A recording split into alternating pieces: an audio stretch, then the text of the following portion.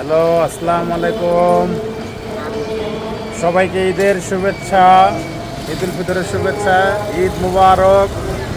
আমরা এখন সকাল সকাল বের হয়ে পড়লাম বাসা থেকে। আজকে আমরা যাব জাতীয় ঈদগাহ মাঠে ঈদের জামাত পড়ার জন্য। তো আমার সাথে আছে আমার যে ছেলে, আমার ওয়াইফ। ঈদগাহ মাঠে মেয়েদের জন্য আলাদা ব্যবস্থা করা আছে। তো ইনশাল্লাহ সবাই সবার জন্য দোয়া করবেন।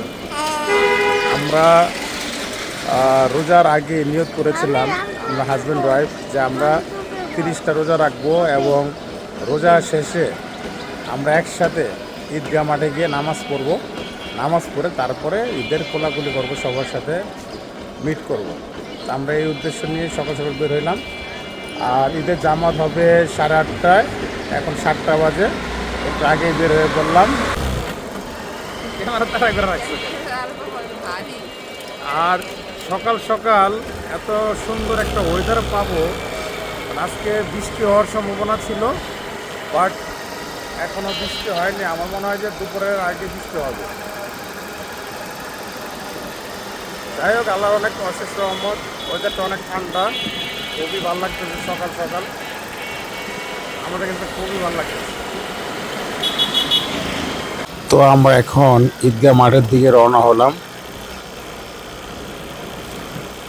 জাহিন কোথায়? জাহিন কোথায়? এটা আমার ছেলে জাহিন।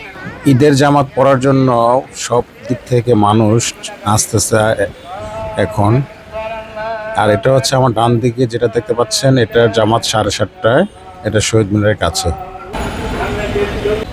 অনেক দূর দূরান্ত থেকে মানুষ, মহিলা পুরুষ সবাই ঈদের জামাতে অংশগ্রহণ করার জন্য ছুটে আসছে। আসলে আল্লাহ পাক সবার মনের আশা পূরণ করুক, সবার দোয়া কবুল করুক। একটা মাস, বরকতের মাস চলে গেল। সামনে বছর আমরা পাবো কিনা জানি না।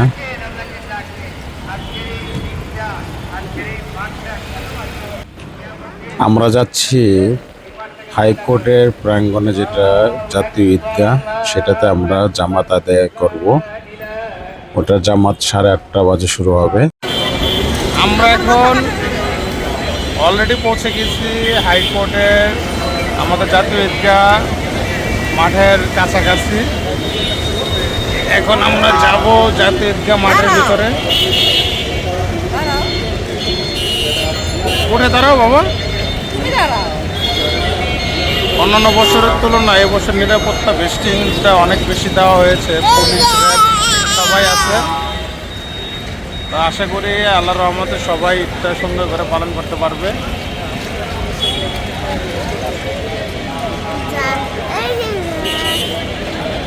আমরা এখন মাঠে ঢুকে যাব, পরে আপনাদের সাথে আবার দেখা হবে। দেখেন কি পরিমাণ মানুষ জমায়েত হচ্ছে ঈদগাহ মাঠে নামাজ পড়ার জন্য। অনেক দূর দূরান্ত থেকে, অনেক জায়গা থেকে মানুষ আসতেছে। আস্তে আস্তে ভিড় বাড়তেই আছে। এখানে মহিলাদের জন্য আলাদা করে ব্যবস্থা করা হয়েছে, আলাদা একটি প্যান্ডেল বানানো হয়েছে। এখানে শুধু মহিলারা নামাজ আদায় করতে পারবে। এই জন্য সব জায়গা থেকে মহিলারা একসাথে দলবদ্ধভাবে চলে আসছে। দেখতেই পাচ্ছেন মহিলাদের একটি লম্বা লাইন, সব লাইনে দাঁড়িয়ে দাঁড়িয়ে ভিতরে ঢুকতেছে।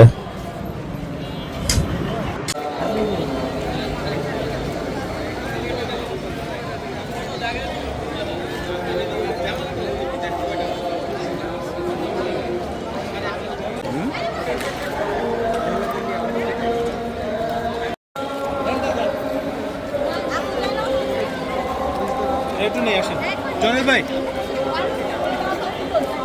চলে গেল কি মূল।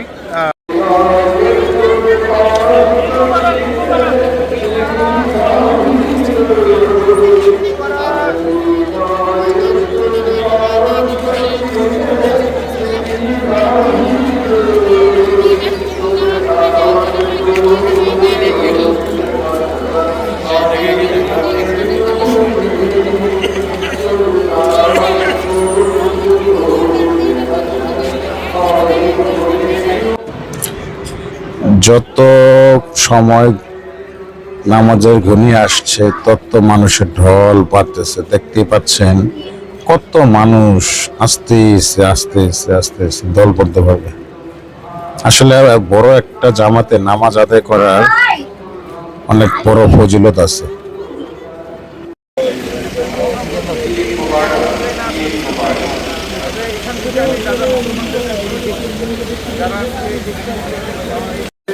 Doctor Maulana Abul Saleh Patwari, মুফাসসির Islamic foundation. আমি ডক্টর মাওলানা আবুল সালেহ পাটোয়ারিকে ঈদ উল ফিতরের গুরুত্ব তাৎপর্য বিষয়ে বয়ান পেশ করার জন্য অনুরোধ জানাচ্ছি।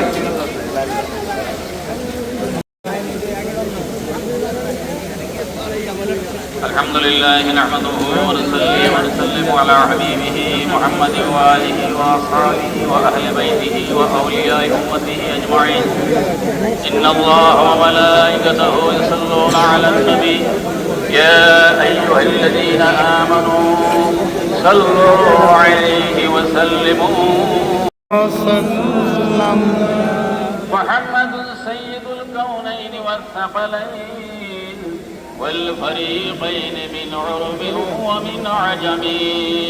صلى الله على محمد صلى الله عليه محمد صلى الله عليه وسلم. نبينا الآمر الناهي فلا أحد أبر في قولنا منه ولا نعمي. صلى الله على محمد صلى الله عليه وسلم. صلى الله على محمد صلى الله عليه وسلم. وهو الذي تم معناه وصورته ثم اصطفاه حبيبا بارئ النسم. صلى الله على محمد صلى الله عليه وسلم. صلى الله على محمد صلى الله عليه وسلم. اللهم صل وسلم وبارك عليه. সকলে সবচেয়ে সেরা নিয়ামত মুসলমানদের জন্য বলেন আলহামদুলিল্লাহ।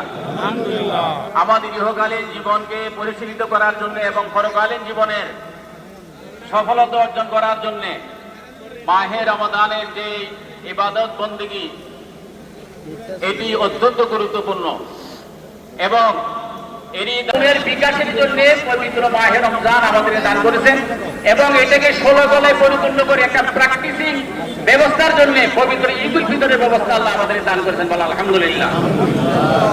এই রমজান মাসের 30 দিন আমরা ধৈর্য, সহমর্মিতা, ভ্রাতৃত্ববোধ, সংযম, নিজের কুরিপুগুলিকে অবদমিত করা, নিজের মনুষ্যত্ববোধ এবং ভালো রিপুগুলোকে সচল করে একজন ভালো এবং সুন্দর মানুষে পরিণত হওয়ার জন্য প্রশিক্ষণ হচ্ছে মাহে রমজান এবং সেটাকে একটা সামাজিকভাবে রূপ দেওয়ার জন্য হচ্ছে আজকে ঈদ উল ফিতর।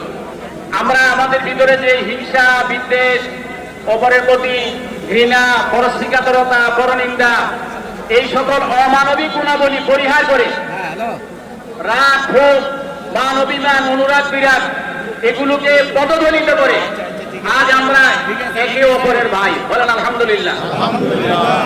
আল্লাহ সবাই বলেছেন আল মুসলিম। এখন আমরা ঈদগাহ মাঠে প্রবেশ করতেছি। আর এবছর নিরাপত্তা বেষ্টনীটা অনেক স্ট্রং করা হয়েছে, যার জন্য সবাই উৎফুল্ল এবং অনেক খুশি। ইনশাল্লাহ সবাই দোয়া করবেন আমাদের জন্য। একটু পরেই আমাদের জামাত শুরু হবে, সবার জন্য দোয়া করা হবে ইনশাল্লাহ। আপনারে বলা হয় এমন জানেতা পুরস্কারের দিন 30 দিন যারা ওরা রেখেছে আজকে আল্লাহ তাদেরকে পুরস্কার দিবে। সেই পুরস্কারে মহা পুরস্কার হচ্ছে আল্লাহর পক্ষ থেকে ক্ষমা ঘোষণা। ঈদের নামাজ পড়ে যখন আমরা এক ভাই আরেক ভাইকে টুকে নিব, নামাজ শেষে দোয়া করব বাচ্চাদেরকে জানিয়ে দাও আমি তাদের সকল গুনাহ মাফ করে দিলাম। আলহামদুলিল্লাহ। এবং বাচ্চাদের সাইয়্যাতিহিম হাসানাতিন, এবং তাদের গুনাহগুলোকে আমি তাদের তওবার বদলতে, রমজানের বদলতে গুনাহগুলোকে ক্ষমা করে দিয়ে গুনাহের জায়গায় নেক দিয়ে তাদের আমলনামাকে ভরপুর করে দিলাম। আলহামদুলিল্লাহ। সম্মানিত মুসল্লিয়ান ইকরাম, ইতিমধ্যেই যারা জাতীয় ঈদগাহে নতুনভাবে যুক্ত হয়েছেন আপনাদের সকলকে আমরা স্বাগত জানাচ্ছি। ঈদ মুবারক, ঈদ মুবারক, ঈদ মুবারক। আমাদের জামাত মাত্র শেষ হলো, এখন আমরা বাইরে বের হচ্ছি। একটু পিছনে ছিলাম তাই একটু আগে বের হতে পারছি, কারণ ভিতরে প্রচুর মানুষ, লক্ষ লক্ষ মানুষ। তো বাইরে বের হয়ে বাইরের ভিউটা আপনাকে দেখাচ্ছি। দেখেন কি পরিমাণ মানুষ, ভিতরে জায়গা হয়নি কিন্তু এরা বাইরে নামাজ আদায় করে নিছে। তবে এই বছরের মতো এত মানুষ আমি কখনো দেখি নাই। প্রতি বছরই আমার যাওয়া হয় ঈদগাহ মাঠে, এই বছরের এত মানুষ যে হবে অকল্পনীয়। তা আমার কাছে খুবই ভালো লাগছে। মনের যে একটা শান্তি, তৃপ্তি, সেটা এখানে আসলে পাওয়া যায়। আসলে ঈদের তৃপ্তি তো তখনই আসে যখন আপনি একটানা 30টা রোজা রাখবেন, রোজা শেষে নামাজ আদায় করবেন একটি বড় জামাতে, যখন ঘরে ফিরবেন তখন আপনার মনটা অনেক ভরে যাবে, অনেক ভালো লাগবে। এর চেয়ে ভালো লাগার আর কিছু নেই। আল্লাহর কাছে দোয়া করি সবাইকে আল্লাহ পাক ভালো রাখুক, সুস্থ রাখুক, শান্তিতে রাখুক, সবার জন্য ভালো থাকে, এই দোয়া সবার জন্য রইল। আর বন্ধুরা, আপনারা আমাদের জন্য দোয়া করবেন, আল্লাহ পাক যেন সবসময় আমাদেরকে সুস্থ রাখে, সবল রাখে, ভালো রাখে।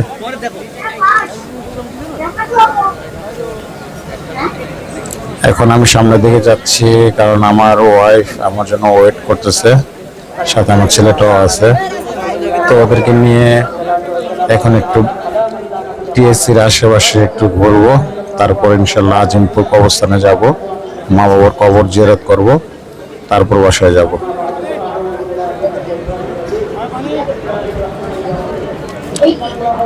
তো বন্ধুরা, একটা বিষয় কি, আমার ভালো লাগা খারাপ লাগা সব বিষয়ই আপনাদের সাথে শেয়ার করি।